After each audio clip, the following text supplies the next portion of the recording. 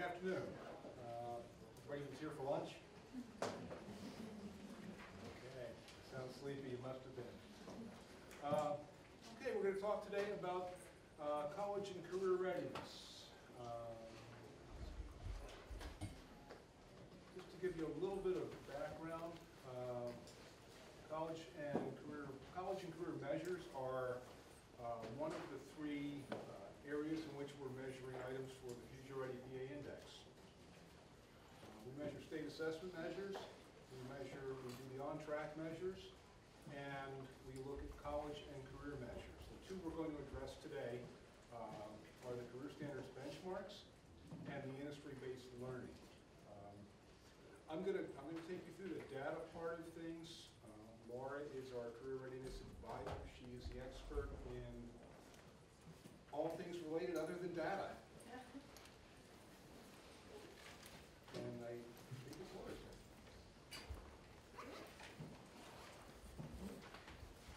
Good morning, or good afternoon, everyone. If you haven't heard about the career readiness in Pennsylvania or the career standards benchmark, I think you may have been sleeping. So, one more time, all right? So the career standards benchmark measures student engagement in career exploration activities. There are three grade bands, K to 5, and at the K to 5 level, there should be 6 or more pieces of evidence in a student portfolio that shows engagement in each of the career education and work standards. By the end of grade 8, students must have a career plan as one of the pieces of evidence. That's a requirement, and an additional 5 pieces of evidence with that. By the end of grade 11, the students should have 8 pieces of evidence in their portfolio, and it should show evidence of implementation of the career plan. So what that means is, if in the 8th grade year the student decided, I want to be an astronaut, a phys ed teacher, and an accountant, and he thought he wanted to go into those 3 fields. By the time he was a junior, there should be some evidence that shows perhaps he had a job shadow with an accountant. Possibly, he should have a resume in preparation, courses aligned to that, and activities, and so on.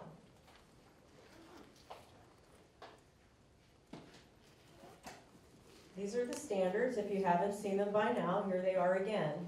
All right, there are 4 of them since 2006 in grades 3, 5, 8, and 11 on the standards, career awareness and preparation, so the students know what they want to do in their future. Career acquisition, how to get a job. Career retention and advancement, how to keep a job.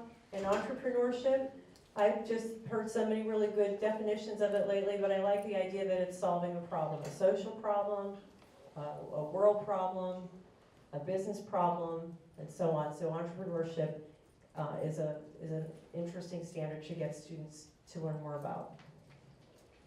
Again, the benchmark shows the percentage of students who by grade 5 demonstrate career exploration and preparation aligned to those standards. Meaningful engagement, grade 8, the career plan again, and again grade 11, the percentage of students who are meaningfully engaged in career preparation activities. In the second year of implementation, so last year was the first year of implementation. In 2017-18, the requirement was 2 pieces of evidence. And last year, there was no specifics on that. It did not have to be a career plan. Obviously, with just 2 pieces of evidence, you could probably just hit 1 or 2 strands. So this year is full implementation and beyond. So these are the keys. It must demonstrate student engagement. So it's not the teacher's engagement, it's what the student is doing.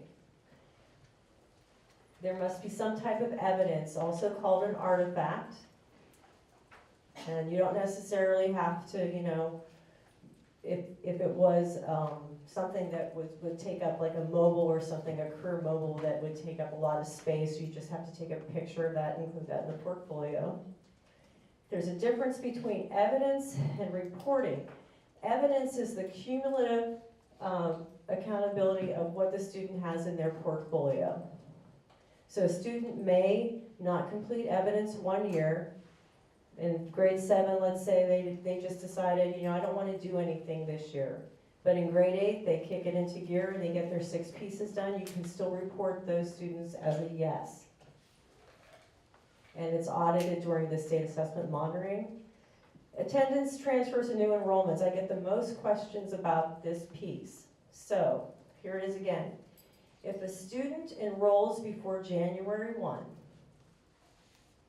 that student needs 2 pieces of evidence to qualify and to be reported as a yes on the indicator.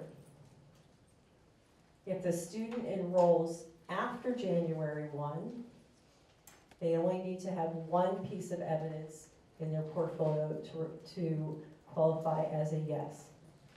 In the previous session, they said January 31st. It was correct, but then after it was, yeah, January I 1st? called that up and he said, no, Okay, it's right. so it's- January 1st. All right, January 1st. I just give, all right. Okay, sure. Student is in 6th grade now. Mhm. They need 2 from last year, but they're out of the 3 to 5 band, so they're in the 6 to 8 band, so they need 2 from last year. I'm just giving an example. 6 and 6 to 8, and then 8, 9 to 12.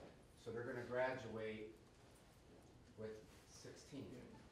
Okay, your math is moving really quick for me, but I'm gonna kind of rephrase it. So, anything from K to 5, K to 3, you must have 2 pieces. Grade 4, you must have 2 pieces. Grade 5, you must have 2 pieces. Okay, so in that grade band, 6 pieces of evidence. All right. It's not required. It is recommended for students to have 2 pieces per year in grades, 6 through 8 and 9 through 11. The reason being, let's say in 9th grade you have 1 piece of evidence, but 10th grade there's a course that has 5 pieces of evidence. We don't hold the upper levels to that requirement. It's recommended. So I think your question was specifically. Right, yeah, just to calculate, because I have it calculated, the current 5th grade class of 2026 is the first class that needs 20 in their portfolio. Okay, so it's not cumulative, no. So they can only start when their portfolio begins. So if that student started in 5th grade, is that what you said? They're currently in 5th grade, now they were 4th last year. Okay, so last year they had 2 pieces of evidence. This year they have to bump it up and have 6 pieces of evidence. So they have to get 4 more. Yes, this is the bump up year. Right, so they're, So now we're at 6, right? so then Or they 8, need I mean. 6, another 6 for 6 to 8, and then 8, so that's the 20. That's the first class that needs 20. Current 5th grade. Well, let me see, okay, K to 5. K to 5, they would, or last year they would have, this year they would have 6 pieces, right? And then 8th grade, they would have 6 pieces again, 12, and then 8, yes, you are correct. I wasn't a math major, so. All right, another question that I get that's confusing is, if you are, I'll give an example. If you moved in 10th grade last year, and you moved in March 5th, you would have how many pieces of evidence, everybody? 1, right? This year, in that student's junior year, that student would only need 2 pieces of evidence. And the reason would be because that's the first full year that they've been in that district. That's the exception, all right? You don't have to bump them up. That might have been misconveyed in the past, but if it's a move-in student, it's that first full year and the years after that that they are with you that you would add those additional 2 pieces. Does that make sense? Okay. Any other questions on that one, hitting it? Question. You could just hold the slide for just a second. Are these slides uploaded? Do you know if they're uploaded onto the website for the conference? Is this uploaded? Mm-hmm. It is being recorded. Tony, do you know? The slides are not uploaded yet. We're going to try to get them there. We'll work with Adrian to make them available. I will tell you, as a resource right now available on PDA's SAS page, a lot of the answers to these questions are in the frequently asked questions, and that is available today. It has been, okay? All right, in terms of placements, Whoever is the educating entity, that is the individual, or that's the area that collects the portfolio, collects the evidence, but the reporting LEA is the one, if they report that student for a keystone or any other testing, they report the indicator. So the collection may be in another location, but it's reported by that reporting LEA. So here, the schools without a 339 plan, it's a federal identification for all schools, regardless of whether there's a 339 plan or not, as is the integration of the career education and work standards. And students with IEPs, the transition goals from their IEP, the progress monitoring can count for evidence. Okay.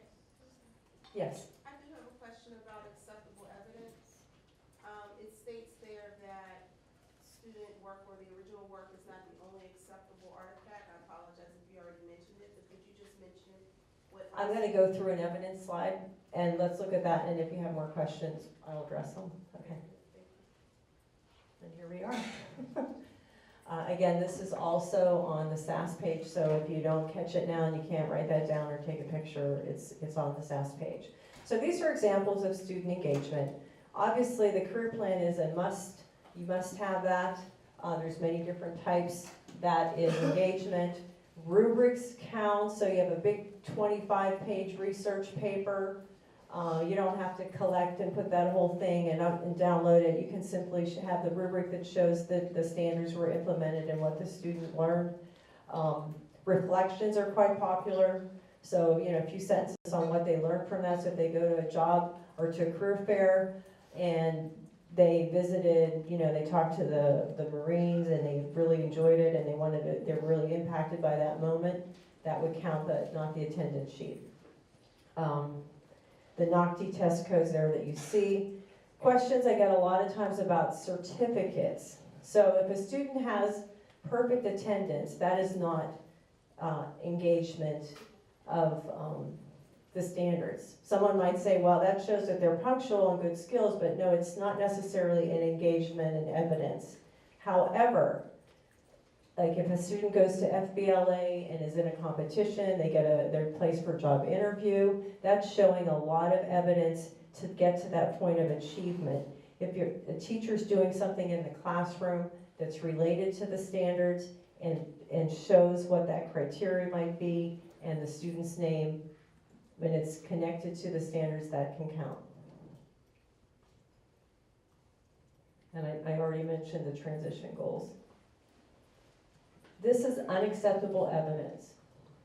So think of it this way. If the student can't do it and it doesn't show that they've done it, it doesn't mean anything. There's a lot of times I've gotten questions where someone does a Google survey and all it shows is who took the survey on something, but it doesn't show what that child learned, or there's not an individual record of it.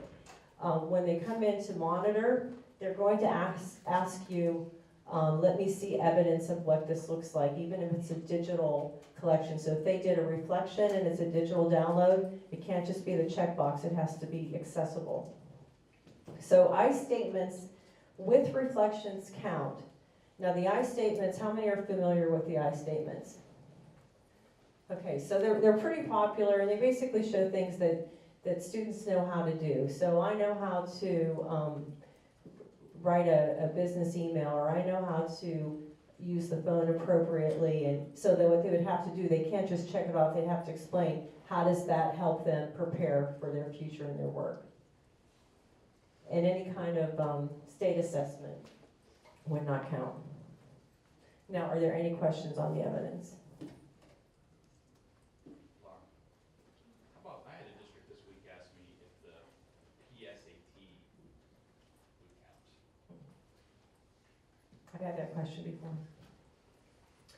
Okay, this is actually from the guidance document, and notice these are sample suggestions, so you don't have to do it exactly what you see there, but those are just some ideas and some websites that would be helpful. And this is in the guidance, and it's attached to every grade level and every standard.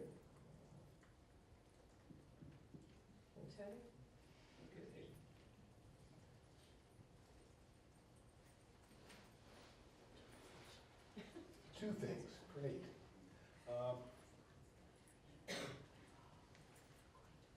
Okay, to talk a little bit about PIMS for reporting. The biggest question we get is, when can I say yes for a student? We get this a lot with, we'll get to transfers in a minute.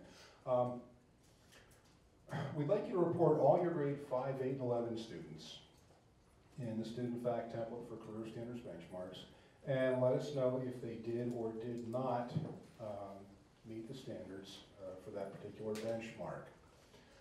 The reason we ask you to report all of them is that, we're looking at a group of students who wind up in your snapshot. We'll get to that part in a moment. If you just report the ones you think you're going to be responsible for, you may miss some. And we certainly don't want that to happen for you. So generally our advice is report all your students in that grade level, whether they did or did not meet the benchmark, and you should be good to go there. Where you have students who are shared, and perhaps the evidence is shared between the LEAs. As long as that student has done the work and met the standards, even if it's across a couple LEAs, the student can be reported as a yes. Now, the LEA reporting the yes, we strongly encourage that LEA to make sure they have all the evidence. If I have 3 pieces and Laura has 3 pieces, and we leave it at that and I say yes, later on, if I get audited, I don't want to be standing there just holding those 3 pieces.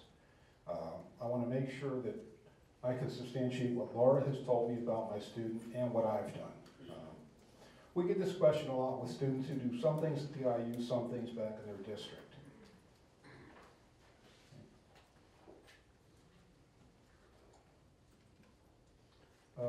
Let's take the student, again, a shared student. Maybe in one LEA, they don't know anything at all about the evidence. They have to report the student as a no. Maybe the students at the IU on a very limited basis. The IU has them, they report them as a no. But as the school district, I have the student most of the time.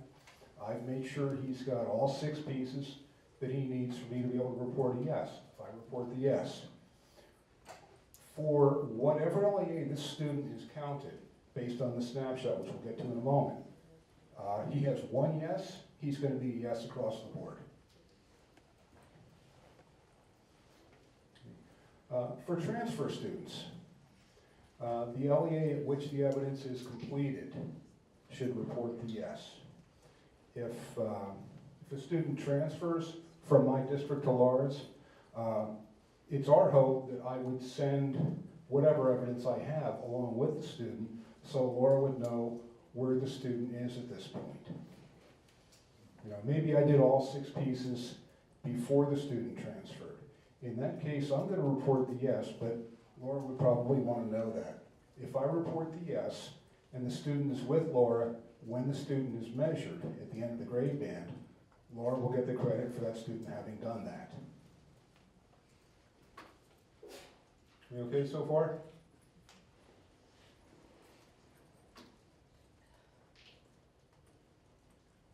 Okay. When a student transfers to your LEA,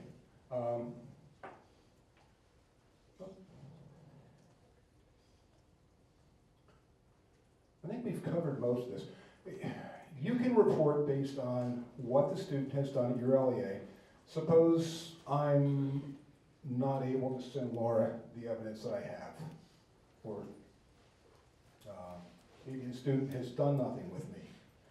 When Laura gets that student, as she described before, looking for 6 pieces of evidence, or 2 pieces per year if the student's only with that LEA for part of the grade band, or 1 piece for half a year if the student starts after January 1st.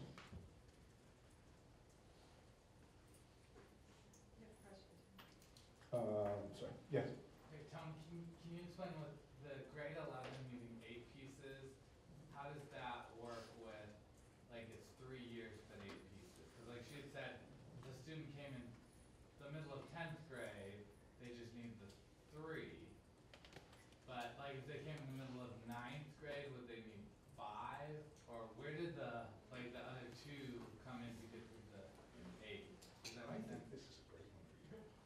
Okay, so this might confuse you a little bit. I can see why you're confused. So just keep it, here's how to keep it straight. Regardless, if a student transfers in, any and all times, whatever grade they're in, okay? If it's before January 1, they need 2 pieces for that year and 1 after, all right? And I think what Tony's trying to say here is if they happen to come with evidence, they are not required, you're not required to send evidence with the student, they are not required to keep that evidence, but, so the question that you had, if they move in a transfer year, from that point forward, they only need 2 pieces per year of the time that they're with that new district. So if they moved in 7th grade, it's an exception. It's not like this year's a bump up here. That's probably what's confusing. So if it's a 7th grader and they moved in last year, let's say they move in this year, all right? So they moved in October. They need 2 pieces of evidence.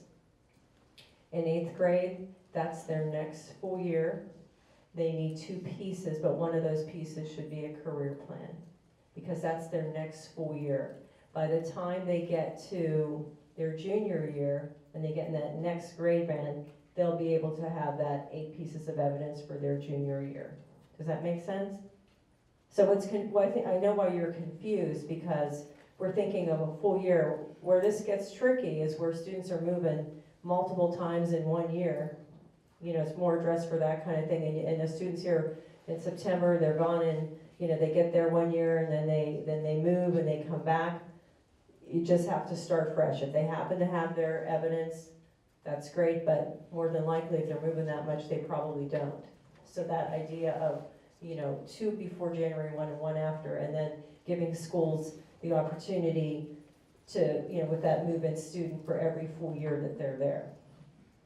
So would it be safe to say that the only time a student will have 20 evidences is if they're a student who is in 5th grade and stays at one district their entire career? Like this gentleman over here said, whatever year that was. Yeah, I always tell whoever's keeping the portfolio, it's a really good idea to put the year that starts, especially even if they move in, because if someone comes in to audit, it's kind of hard to figure that out if you're looking at a portfolio, but if it shows, oh, they moved in here this year, they can kind of calculate real quick, you know, how many pieces of evidence that should be in there. Yes, sir. What's the band for grade 11? The 9 to 11 band. So 2 a year, 9, 10, 11. Mhm. That's normally, Tony, I think you confuse everybody. So it's 6, The right? 2 years for partial. If Yeah, it's a partial. Part of the grade band. Yeah, but 8 pieces of evidence For 3 years. for 3 years. 2 per year is 6. If we're looking at this like a transfer, this is a transfer screen. Yeah, and I So that's saying 8 pieces total from grades 5 through 11. No, that's the band 8, I'm sorry, 9, 10, 11. So where's the Well, you 8? see where the math doesn't work. Where's the 8? Here, I think this is what he's saying here. So this kid moved in 1 year. No, forget moving in. Okay, all right. Forget moving in. Let's say they've been with me forever. Okay. In grade 9, they get their 2 pieces of evidence. That's what they're required, right? They don't have to get it in 9th grade. They Let's need just it. say they do. All right. Take argument. Okay. Then in grade 10, they get the 2 that they're supposed to Yep. get. That's 4. Mhm, Now in grade 11, they get 2. mhm. That's required. Now they're at 6. They need 8. In grade 11, if they're your regular student, they need 8 pieces no matter what, and they have to do more. So, So 1 year, so it's Yeah. not 2 pieces per year. no, that's That was- recommended. That's Right. what messed me up. It says 2 per year, but 8, and I'm thinking, all right, well, That makes sense. something Yeah, don't it work. does not add up, does it? No. No. So it's not required in 6 to 8, 9 to 11. Okay, they can do 1 year, 7 another, whatever they want to do. Up to grade 5 it is. The idea of 2 pieces per year is just to keep kids on grade level so they don't get behind. But in grade 11, 8 pieces of evidence. If they did nothing in 9th grade and 10th grade, 11th grade, they'd have to get 8 pieces, which is fairly easy because there's so many activities in their junior year, so. What if some students don't do that on 222? How would you be auditing them while they're not there yet, but they can be there? If, How would you audit that? well, you look at the portfolio, and a student, if you're looking at portfolio, students don't always do the work, All right, so think of the benchmark reporting as a yes or no, and that means they had those 8 pieces in 11th grade, 6 pieces in grade 8, 6 pieces in grade 5. That's the benchmark yes or no. That's where the indicator is. Portfolios may not be complete because they're students, all right? So there would be a note. So if that teacher says, student, refused to do anything in grade 7, well, there might not be anything in grade 7, but in grade 8, if they write, they reported a yes if they're in grade 8 and they should have those 6 pieces. So it's not like you're going to lose credit for the indicator, if that's what the concern is. But portfolios are just shown to see if there's student engagement. If that student was marked as a yes and they were counted, like this student did have the evidence, and you go in there and there's no evidence there, they're going to make a note of that. Right, because okay, I must be not understanding this. I thought you said you don't have to do it every 2 years, or 2 per year, just Right. They can, if they didn't do any and they get to 11, do them all. Mm-hmm. But then you have to report no, because they weren't doing it. In grade 11, they would need 8 pieces of evidence, Right. okay? And that's the only thing that you're reporting that grade 11 year. So if they don't have something in grade 9 and 10, but they have it in 11, that's So okay. you're not monitoring the portfolios. We're looking primarily at, and I looked again at this guidance because it was brought out attention to me just recently, because we were telling folks last year, and I know I did in my trainings, that we're only looking at grades 5, 8, and 11. And then when the auditors went out, they were pulling some of the others to check the portfolios. We looked at that guidance document really carefully, and it does indicate that it should only be from those grade bands if they're pooling. Okay? Does that help? All right, yes? So if I move into a district in 9th grade, March 1st, is it 5 or 7 pieces of evidence? In that 9th grade, 1 piece. Well, but in 11th grade, if I then continue, and then in 11th grade, is it You guys 5? are really making me do a lot of math. Okay, 10, 2, 11, 2, and then the 1, it would be 5. So it's 5? Yes, Okay. okay. Everyone move in. That's right. All right, we're gonna move on a little bit, we're gonna come back, all right?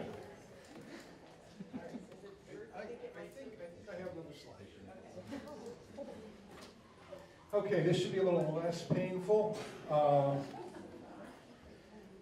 This is how we decide which LEA, or in the case of less than accurate reporting, which LEAs are responsible for ensuring the student has met the benchmark. We're looking at the May SPP snapshot, you may have heard it called. This year it's May 24th. Looking for students here in grades 5, 8, and 11. We're looking for one of your location codes. This is how we attribute the student in your LEA to a specific school. We're looking for Field 217, District Code of Enrollment, to be equal to Field 1, the reporting district code. When you put your own LEA or your own AUN in Field 217, you're saying, I have this student for the majority of his academics. I'm responsible for him in this context. I'm claiming that this is my student. The example I like to use is a student who goes to another LEA for maybe an advanced math class that very few kids get into. You send the kid to the neighboring district. You're both going to report the student in PIMS. Hopefully you're both going to put your AUN in Field 217 because you have the student most of the time. That helps us tell the difference between students you educate incidentally and students for whom you provide most of their academics. We exclude that rare student who's got a status code of A or O. These are homeschooled students and non-public school students who attend your LEA part-time. And from this snapshot, we also gather the subgroup data. Race, special ed status, economic disadvantage status, and EL status. A note about this snapshot. We had a lot of folks with the Future Ready Index and scores going out last year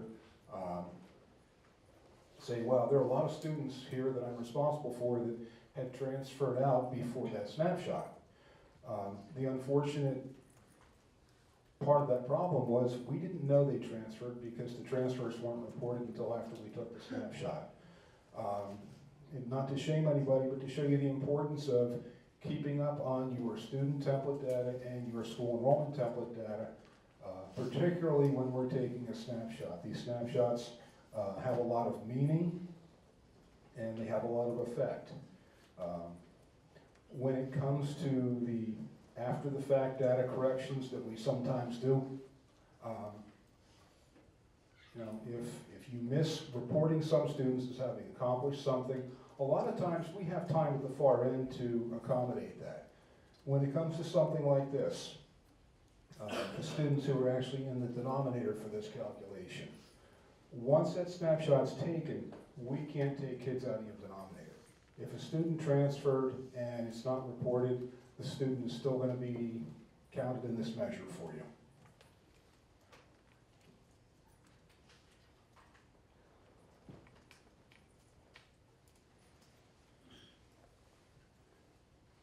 Okay, so are we pretty good on the career standards benchmarks so far?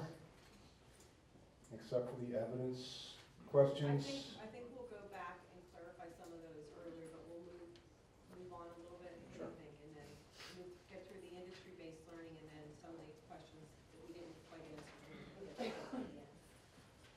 Okay, for industry-based learning, we're looking for students who were competent or advanced on industry standards-based assessment. These are your NOCTI and NIMS exams. Students who are at a high-value industry-recognized credential or engaged in a work-based learning experience. Students who have done any of those are considered to have engaged in industry-based learning. Rigorous courses of study. We're looking at students who have taken an AP or an IB course at any time in grades 7 to 12. Students who have taken a college course / dual enrollment course at any time in grades 7 to 12. And students who are in a CTE program of study who have completed at least 50% of the required program hours. These are your concentrators. Post-secondary transitions. We're looking at students who graduated from your LEA who within 16 months of graduation have enrolled in an institution of higher education, have enlisted in the military, or have entered the workforce in Pennsylvania.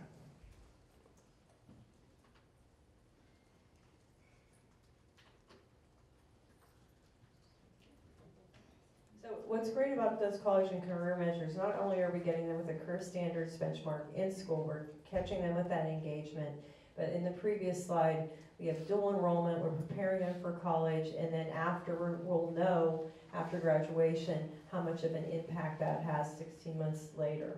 Now, the industry-based learning is really impactful for students because this is based on all their work-based learning. As Tony mentioned earlier, this is the percentage of 12th grade students, so it's your 12th grade. After they've graduated, they will get credit one time, even if they complete multiple experiences. And Tony will follow up with that a little bit, but the experiences are noted. So when you look at Future Ready, you'll see how many might be in, have, competent or proficient or advanced on their competency assessments. And they may also have industry-based credential, or they may have, job shadowing. So you'll see that they might have multiple experiences, but only get credit that one time. So that the first is proficient or advanced on industry standards-based competency assessments, industry recognized credentials, or completing a work-based learning experience. So an industry recognized credential would be something, for instance, if you have a Microsoft Office course in your school, Microsoft offers a credential that's called MOS, or MOUSE certification. So that shows that not only did that student learn the Office suite, they are considered to be an industry professional by the corporation of Microsoft. So schools have been doing that for some time. That's one easy way. That's one that's been done since, I think my kids had that years ago. I had it as a teacher, so that's been around for a long time. There's a resource guide that's on the PDE website that lists pages and pages and pages and pages of credentials. Anything from a stepladder certification to like dairy certifications, digital with Adobe So I always tell schools to take a look at your program course of studies and see if anything aligns in there when you're exploring. So that's your industry credential, and then finally a work-based learning. I'm going to get into the types of work-based learning experiences that count, so it can be any of these, all right? You only need one of them. Well, I went the wrong way. Okay, so this does reinforce whatever classroom learning that they have, really gives them an idea what the future career is. And it's more than just a piece of evidence. So a student may go on a job shadow and just do like a 2-hour visit and maybe have an interview or a reflection or a question. That does not meet the requirements. So each of these have more intense requirements because they're work-based learning than just an evidence.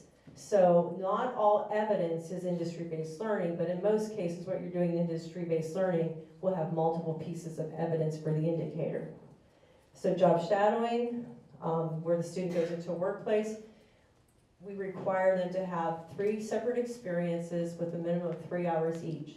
There should be a teacher advisor, and it's tied to a learning plan. Most of these are tied to some kind of learning plan, so there's an outcome and to the standards, so it's connected to the classroom.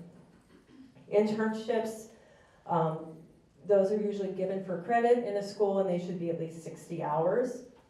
Cooperative education programs, those have been around for a long time, so if you have a co-op program in your school, you're already aligned to the legal requirements for that. Career mentoring, that can be e-mentoring. Sometimes there's a little bit of variation on how that's done. So we say up to 6 hours because often it's a digital relationship. In some cases, somebody asked this week if Business Week could count. Someone asked that question, and after I heard all the students were doing it, they were really one-on-one mentoring with a lot of different people, and the hours were so, it was a full week. I said, yes, that would really fall under that one. Apprenticeships, pre-apprenticeship programs, they also qualify. There's a lot of hours involved in all of these. Community-based learning, and students with IEPs, they've been doing that community-based instruction for a long time, so that qualifies, of course. And service learning would be, again, up to 60 hours, and that would be associated, for instance, let's say you had National Honor Society, and you wanted to donate your time to cleaning up a park, and you're interested in government work later and how that relates to planning and a career in your future. So those are the different types of activities with that.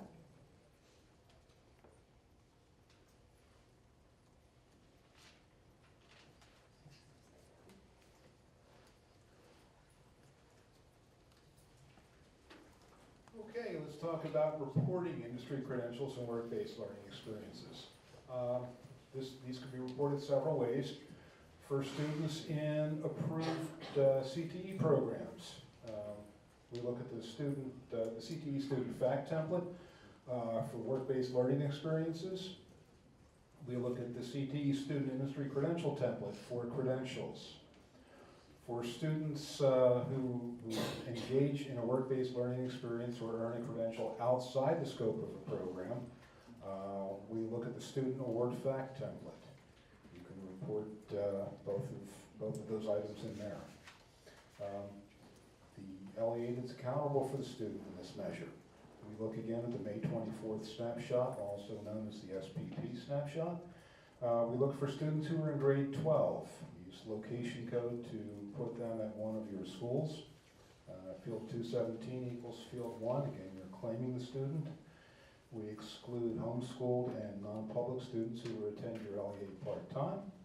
And we gather subgroup data from here. What's neat about this indicator, it was kind of unique last year, and many of the indicators will do this year. This doesn't have to be reported by your LEA for you to get the credit for what your student has accomplished. If the student is in your snapshot and the student engaged in any of these experiences reported by any LEA at any time in grades 7 to 12, the student will be counted for you.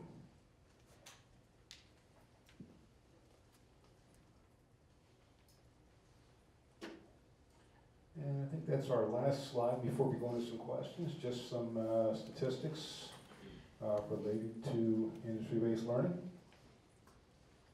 So if you want to take a look at them, and we're ready for questions again. Before the questions start, I'm going to try to clarify what we got hung up on it a little bit earlier. So if you think of the portfolio in terms of when they go into monitoring, they're looking for integrity and compliance to that. So if a student has their cell phone out, and they go in and they go into monitoring, they see that with a PSSA or Keystone. The portfolio is simply the student collection. So if they're pulling the grade band collection for those students that you reported a yes or a no for in the grade band of grade 5, 8, and 11, and they pull out that student number, and if it was a yes, they would check to see if that does have the required pieces of evidence, and if they show student engagement and the correct amount and the correct grade span. So hopefully that clarifies this a little bit, because a portfolio is a student work, and in time when they were doing a portfolio audit, they might take that a little bit deeper and make certain that the students are adhering at different grades. But again, the K to 5 has that required 2 pieces of evidence per year, and the other grade bands from 6 to 8, 9 to 11, it's optional. So a student can have 1 year and then make it up in another. Okay, any questions? Yes. Can I just ask, sorry, one last question about No the problem. 9 through 11 grade band? Because I think what I and a lot of other people were getting hung up on was the 8 pieces for 3 years. So I understand that if a student transfers in January as a 9th grader, I need at least 5 pieces of evidence. Because the 1 from 9th grade, And then 2 for the full years that they're in that school. right, but I mean, they could all 5 be from 11th grade, but that's how. Right. But if I have a student from the beginning of 9th grade, I need the full 8. Yes. If I have a student that transfers, say, in November of 9th grade, Okay. do I go 2, 2, It's- 2, yeah, and so 6, that- or do I need 8, just like they Yeah. were there from the beginning? In the move-in, it's every full year after. So you're right with that first scenario. They would have that 1 for the 9th grade if they moved in later in the year, and then the 10, 11, 12, so it would be, or 9, 10, 11, 7 pieces, because 2 for each full year they are there. 2, 4, 5, I'm sorry. Okay. Right? But if I think I need to make a game show out of this. How many pieces are we, when you moved in this time? If they move in before January 1st as a 9th grader, do I need 6 or 8? Okay, so 9th grade, they would need 2 for that year. 10th grade, they would need 2. 11th grade, they would need 2, because that's the full year for that student. So if you put the students, the date that that student moved in, that can be noted. If someone came in and they're pulling 11th grade, they're like, oh, well, he didn't move in until this time in 9th grade. And that's why there are 6 pieces of evidence. Does that make sense? Yeah. All right. But if they were there from day 1 to 9th grade, then it would be 8 pieces. Yes, yes.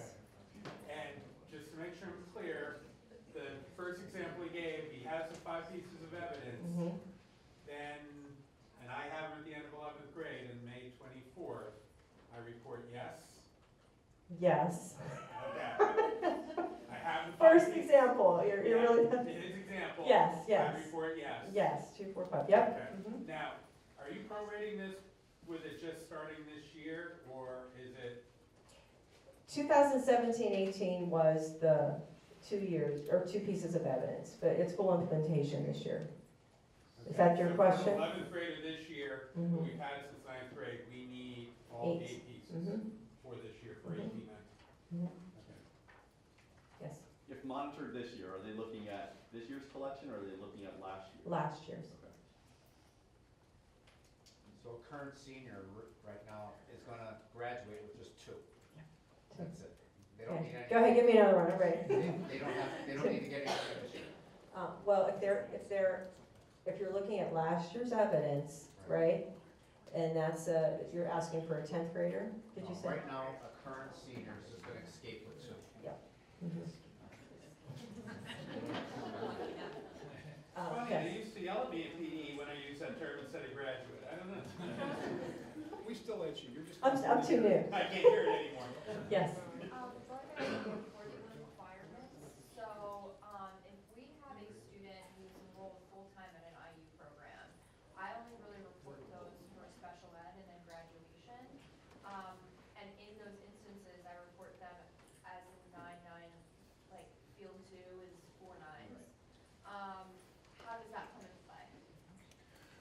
Okay, if you have a student you're reporting in quad 9, if everything else falls into place, the student does or does not meet the benchmark, the student winds up in the snapshot, he's not going to affect you. He's going to be attributed to that quad 9 location, but because we don't calculate that in Future Ready for the quad 9s, it's essentially doesn't matter. So is it accurate to report an IU student as being in quad 9 if they are in a full-time IU program that's not on location in our district? Will the IU report Just that? trying to review a couple of the Okay. special ed scenarios. I'm pretty sure off the top of my head, yes. We don't, Yeah. we don't have them in our SIS under one of our buildings. Yeah. If they're an IU, yes, you can report quad 9. Okay. Something I did want to point out about the students who are in and out through their career. And even if you have a student who's with you the entire career, if a student does not meet the benchmark for grade 8, moves on to grade 9, 10, 11, meets the benchmark for grade 11, even though he did not meet the benchmark for grade 8, these are not cumulative. You can report the grade 11 benchmark on its own. Same for a student in grade 8. He doesn't have to have completed the 5th grade benchmark in order to be reportable for grade 8. So you will never look at a student longitudinally, an individual student longitudinally. You'll only be aware of that snapshot year. Right, we're looking at that snapshot year, and we're hoping that the work took place over the last 3 years. Yes? So my question is for residential facilities, so it's short-term and long-term placement outside of their home school district. What should a school district reasonably expect them to return with?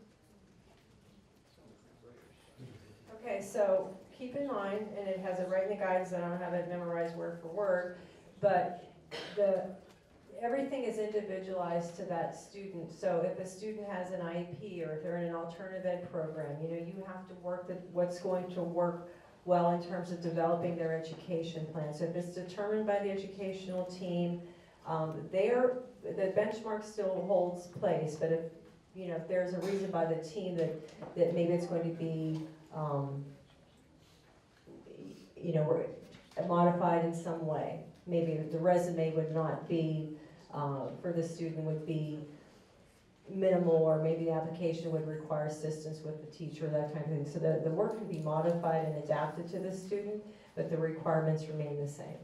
Okay, I'm talking Okay. about like a court-ordered placement where a kid is just out of the school district for 6 months during that school year. When they return home, that school district has essentially missed 6 months of time to work with that kid. So what should we be trying to send back? One piece of evidence, 2 pieces? Oh, that's an interesting one. I have never got that question, so maybe you can help me out here. So they're kind of like a move-in. If they're reported for other things, they're reported in that same manner, but if they're not, then they won't be reported. So if they've missed the whole school year and they come back, does the school district supply any kind of educator to that student while they are in placement? No. Okay, so I'm gonna say, I can check on that. We have our own school, we have our own teachers there, the school district does pay while the kid's in our placement. Okay, so if there are teachers from your district teaching them, then they should be required. We're a licensed private school with the Department of Ed. Okay, so who's ever teaching them, they should be teaching them the career readiness at that placement. Yeah, okay.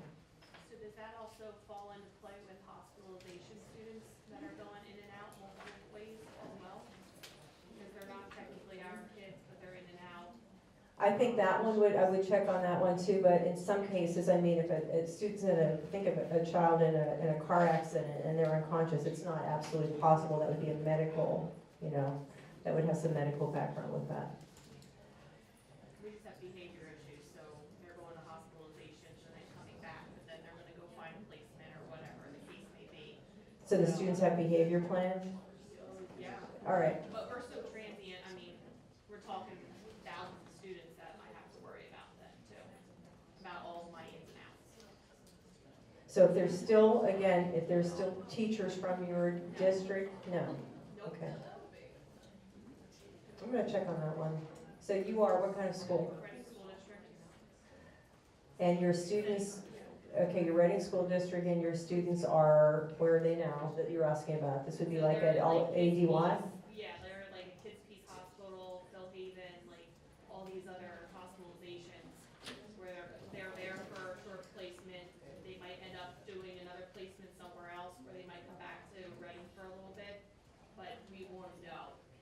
If you report them, there has to be some kind of education plan with them, and they're addressing those standards individually for that education plan. Again, they're in building 9999. So then we wouldn't have to. Can you help on this one with the reporting? Sure, they're in quad 9. So they're not going to be measured for any of your schools. Right now, we don't do future revenue calculations at the district level. So for example, your high school students in that situation won't be counted at your high school. They're in quad 9, they're going to just wash right out of the equation.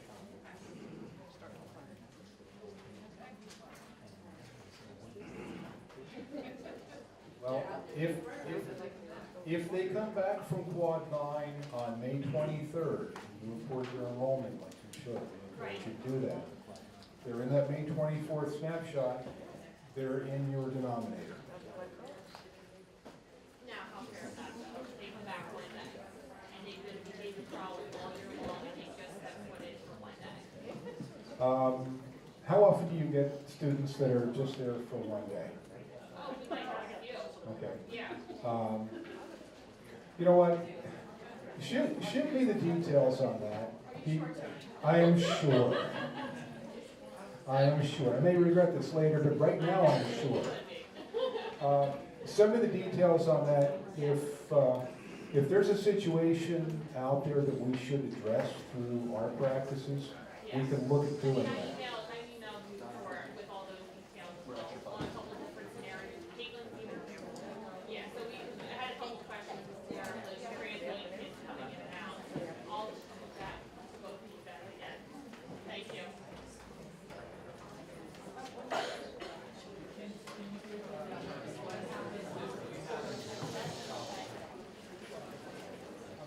What happens if we have a student who either skips the grade or skips the grade in half a year? Like, for example, if I had a student who was in 4th grade in May of last year, and they're in 6th grade in May of this year, do they just completely skip ever being reported for the 5th grade career standard? If you have a student who was never in 5th grade, it would be impossible to report whether the student did or did not make the benchmark. On the flip side, we will not see that student as a 5th grader in a snapshot. We will not be looking for him to have done that. So that would be the thing, like if they were in 5th grade from August to December, and then they moved out like in half a year, they were still, this collection would be Right.